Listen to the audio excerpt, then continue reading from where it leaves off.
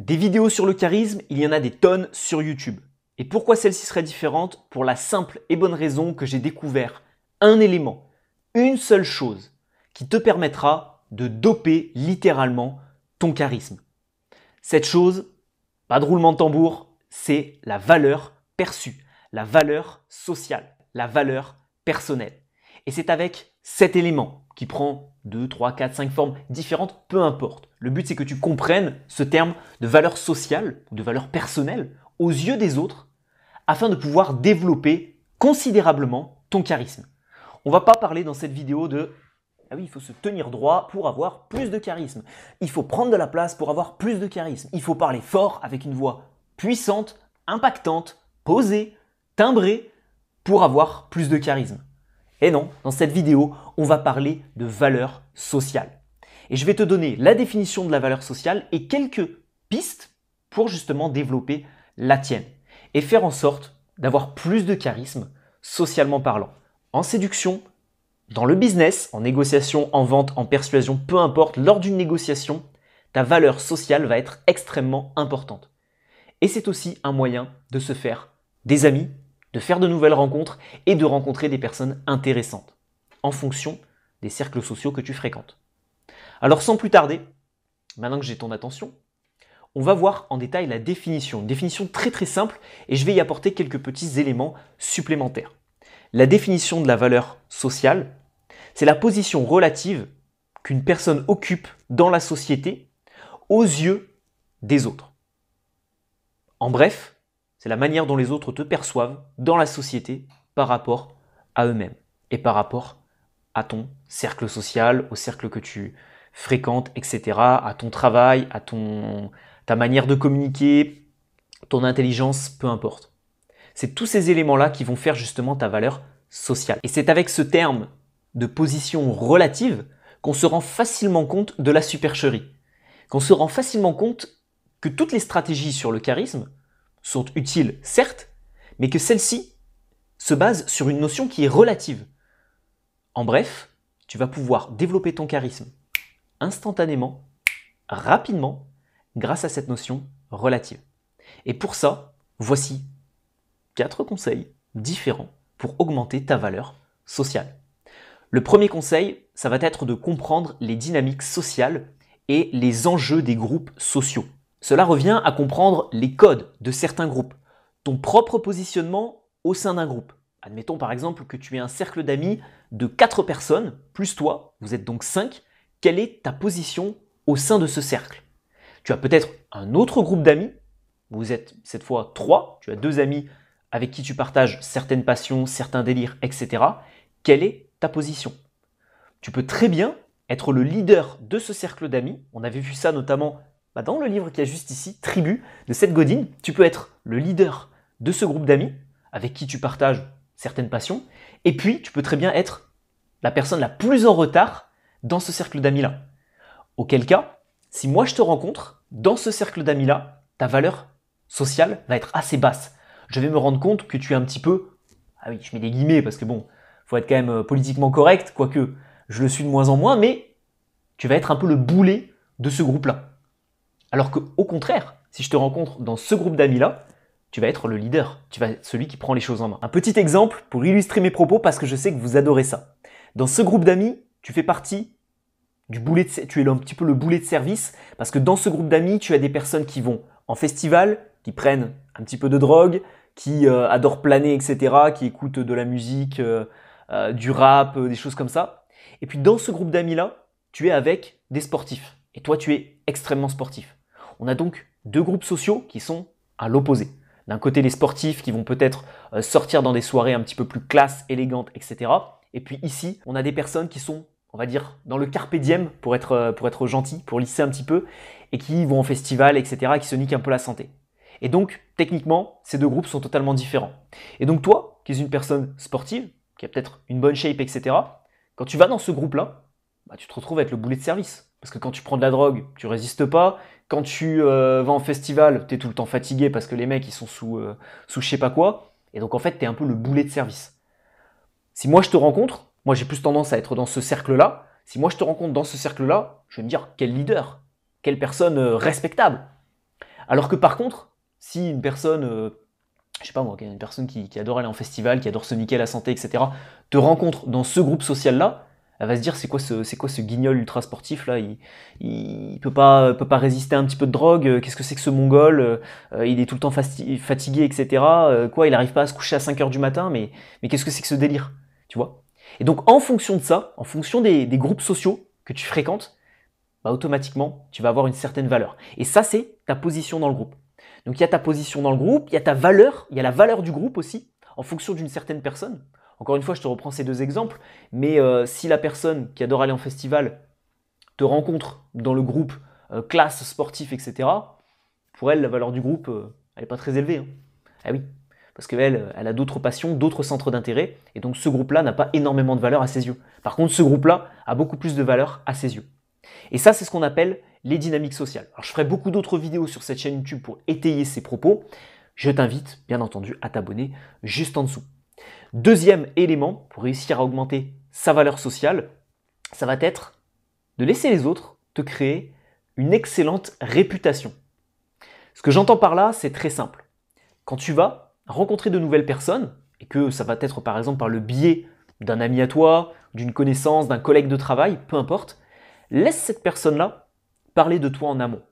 Laisse cette personne-là vanter un petit peu tes mérites, peut-être monter un petit peu ta valeur sociale en disant que tu es quelqu'un d'extraordinaire, tu es quelqu'un d'extrêmement généreux, d'extrêmement gentil, tu es peut-être un petit peu gentil, mais peut-être pas extrêmement, eh bien laisse cette personne-là te brosser dans le sens du poil face aux autres, et peut-être même avant que tu puisses découvrir ces personnes-là, avant que tu puisses arriver. Et comme ça, une fois que tu vas arriver, avec l'ami qui t'aura présenté en amont, eh bien tu auras déjà une haute valeur perçue aux yeux des personnes qui ne te connaissent pas. Donc encore une fois, ça va augmenter ton charisme et ça va augmenter ta valeur sociale. Juste avant de passer au troisième point. Eh oui mes futurs leaders, toutes les bonnes choses ont une fin, c'est la rentrée professionnelle pour la majorité d'entre vous, scolaire pour certains autres, c'est l'occasion de faire un point complet sur toutes les solutions que je mets à votre disposition pour avancer. Aisance illimitée, 4 heures de formation, devenir ultra sociable en gardant sa personnalité à travers 5 semaines d'accompagnement, Speaker Evolution, formation best-seller sur l'art oratoire, la conversation, l'intelligence sociale et la prise de parole en public. C'est la formation pour améliorer sa communication. Storytelling 2.0, ça c'est spécialement dédié sur les personnes qui veulent raconter des histoires, des anecdotes et embellir leur manière de communiquer et de converser avec les autres. Homme 2.0, 4 heures de formation pour mes leaders qui veulent devenir plus charismatiques, séduisants et avoir plus de rencontres avec les femmes. Performance communication, ça c'est la formation pour les managers, les commerciaux ou les entrepreneurs qui veulent devenir d'excellents négociateurs, managers et se construire une personnalité charismatique. Et puis en complément, on a aussi Management 2.0 sur la productivité, la création d'une équipe et la vision claire. Ensuite, vous la connaissez aussi, Voice 2.0, la formation de 3h30 pour changer littéralement sa voix. Décodage non verbal, double intérêt, identifier les menteurs, les micro-expressions et le langage corporel des autres, mais aussi changer le sien. Aisance décuplée, formation de 6 heures pour reprendre confiance en soi, se libérer du regard des autres et vivre avec plus de liberté sociale et une meilleure estime. Et enfin, Life 2.0, le dernier programme que j'ai sorti pour avancer sur les 9 domaines de sa vie en même temps et devenir un leader. Et tout ça, bien sûr, ça se retrouve dans le pack complet, la masterclass communication. Tous les liens sont dans la description. Alors pendant la pub de la masterclass, j'ai jeté un petit coup d'œil à mes notes. On va attendre un tout petit peu pour le point numéro 3. Je vais étayer mes propos et mes explications du point numéro 2. Tu as 2 manières pour faire en sorte que tes amis te valorisent et augmentent ton charisme et ta valeur sociale auprès des autres. La première possibilité, tu leur demandes, tout simplement. On fait souvent ça en négociation et en séduction. Arrange-moi un coup avec telle ou telle personne et valorise-moi. Et on oublie souvent de le faire dans les relations sociales du quotidien. Donc peut-être qu'avant une soirée, demande à tes amis de parler un petit peu de toi et de te valoriser. Et deuxième possibilité, c'est de le faire naturellement en prenant soin tout simplement de ton cercle social et de tes amis. Si tu es une personne généreuse avec tes amis, si tu es quelqu'un de très sympa, généralement, ils vont le faire naturellement avec toi. Et ils auront une bonne image de toi et ils t'apprécieront et donc par conséquent, ils te survendront auprès des autres ou ils te vendront correctement et peut-être même ils te survendront auprès des autres. Point numéro 3 et troisième élément pour développer sa valeur sociale, ça va être la valeur perçue vestimentaire. Je mets vraiment un point d'honneur là-dessus. Vous le savez les amis, on parle souvent de prestance, on parle souvent de charisme sur cette chaîne YouTube et la tenue vestimentaire est assez importante. Pour tous ceux qui diraient l'habit ne fait pas le moine, c'est pas la politique de la maison. Je pense que si je te faisais cette vidéo en étant en t-shirt avec un sweat à capuche, la valeur perçue de cette vidéo serait moins importante. Ma valeur perçue à tes yeux serait moins importante. Donc je fais un effort pour soigner le décor, pour soigner la lumière. Je filme avec l'iPhone les amis, donc c'est pas non plus du matériel très très haute qualité. Mais en tout cas, j'ai fait un effort considérable pour augmenter tout ça et je fais aussi un effort vestimentaire. Je pourrais très bien me mettre en t-shirt. Alors bon, je suis plus souvent d'ailleurs en chemise qu'en t-shirt dans mon quotidien. Je ne mets pas juste une chemise pour la vidéo. Mais en tout cas, je pense que ta valeur perçue vestimentaire est aussi un élément qui augmentera considérablement ta valeur sociale. Quand on voit quelqu'un arriver en chemise, l'été par exemple, quand tu mets une chemise en lin, c'est extrêmement léger. Ça fait passer l'air, etc. C'est même beaucoup plus léger qu'un t-shirt, mais ça augmente ta valeur.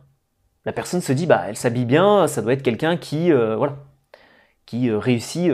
La valeur perçue derrière une chemise, c'est la personne qui a réussi un petit peu dans la vie, qui travaille, qui a besoin de soigner son look. Quand tu mets un t-shirt, c'est la norme. Et quand tu mets un débardeur, c'est le kéké sport, le kéké musculation. Donc, la valeur perçue aussi de tes habits influencera grandement ta valeur sociale. Et pour ça, c'est essentiellement de la valeur perçue. On n'est pas sur une chemise en lin à 400 €. Il y a des t-shirts qui coûtent beaucoup plus cher que ça.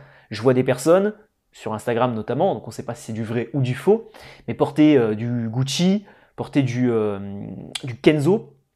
Un t-shirt Kenzo, je crois que c'est 200 €. Une chemise en lin, ça c'est de la marque Café Coton, ça coûte 100 € hors promotion et moi je les ai à 50 €. Donc on est essentiellement sur de la valeur perçue.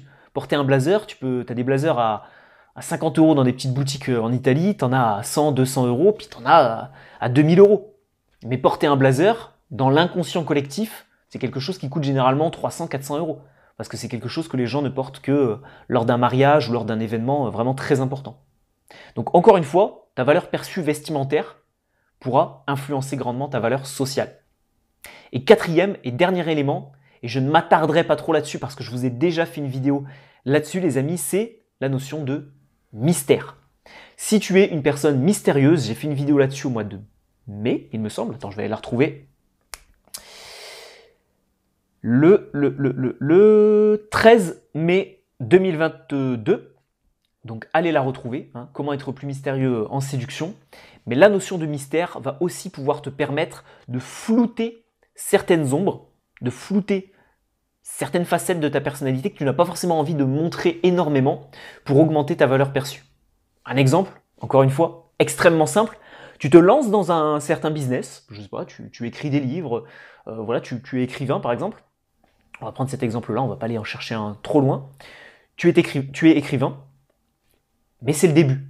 Tu as écrit ton premier livre, il s'est pas énormément vendu, tu es en train d'écrire un deuxième bouquin, tu essayes de faire d'autres choses à côté, etc. La personne te demande ce que tu fais dans la vie, tu restes assez mystérieux là-dessus. Je travaille à mon compte sur un projet, etc. Tu restes assez mystérieux là-dessus. Plutôt que de dire je suis écrivain mais j'y arrive pas forcément, le mystère cette fois-ci peut t'aider justement à améliorer ta valeur sociale et ton charisme. Si tu dis je suis écrivain et j'ai écrit un bouquin et c'est vendu à 50 exemplaires, là ton charisme d'un seul coup il fait... Alors que par contre, si tu dis je suis écrivain, je suis au début de ma carrière, j'ai énormément de projets et tu restes assez mystérieux et flou là-dessus, là ta valeur perçue, elle reste assez haute. Donc pour les éléments dont tu as envie de laisser une certaine part d'ombre, le mystère peut être un bon moyen de garder une haute valeur sociale et un haut niveau de charisme. Vendredi prochain les amis, on se retrouvera pour une prochaine vidéo. Merci d'avoir visionné celle-ci. On verra si c'est possible. Je poserai la question parce que ce ne sera pas forcément une réponse tranchée, oui ou non. On verra si c'est possible de séduire avec sa propre personnalité. Est-ce qu'on peut être naturel? Est-ce qu'on peut exposer sa personnalité naturellement aux yeux des femmes, principalement, parce que ce sont la grande majorité des hommes qui regardent cette chaîne YouTube? Est-ce qu'on peut séduire au naturel, en étant naturel? Entre-temps, je vous souhaite un excellent week-end les amis. Je vous dis à très bientôt sur la masterclass communication qui s'affichera juste ici ou pour une prochaine vidéo. Prenez soin de vous, Faites en sorte d'avoir une haute valeur sociale et faites en sorte de soigner votre charisme et votre look.